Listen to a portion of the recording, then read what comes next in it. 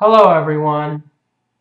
I want to give you my recent update and views about the ongoing Occupy protests been happening and spreading all around the world. And as many of you know, a large portion of the people that are involved in these protests are basically young people and are basically facing difficulties on how they're going to build their future. Now, although there's a large amount of young people that are involved in these protests, still, if you look at the young people that are involved and the young people that want to be in the protest, that still is a tiny portion of the entire youth population. Let me give you one clear fact. I look at a lot of the people I know from high school to their Facebook accounts, and hardly anybody's even talking about the whole Occupy protest movement spreading all across the globe. Where are they? What's exactly going on? Why aren't these messages, why aren't these ideas in the mindset of the many? And again, a lot of these young people are people that are over 21 years old. You don't see a lot of young people that are from 16 to 21 years old. In other words, people that are in high school or people who are just starting in college. Because a lot of the people I know, they're starting in college. Well, let me tell you why, or what could be one of the reasons why that a lot of them are just so lost. Basically, what's really in the mindset of the youth is this illusion that, they're going to have the lifestyle of their parents. They can not worry about going to college and, getting all these high tuition loans, borrowing all this money.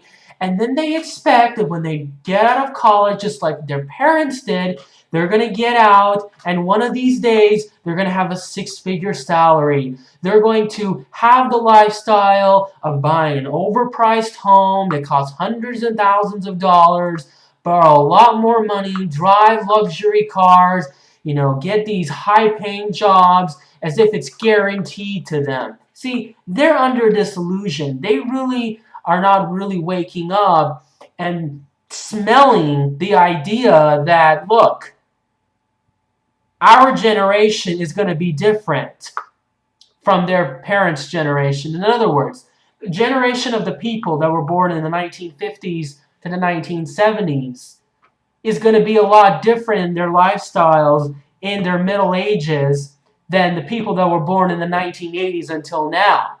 Okay? The standard of living, their way of life. Let me blame a lot of other factors. You look at the education system.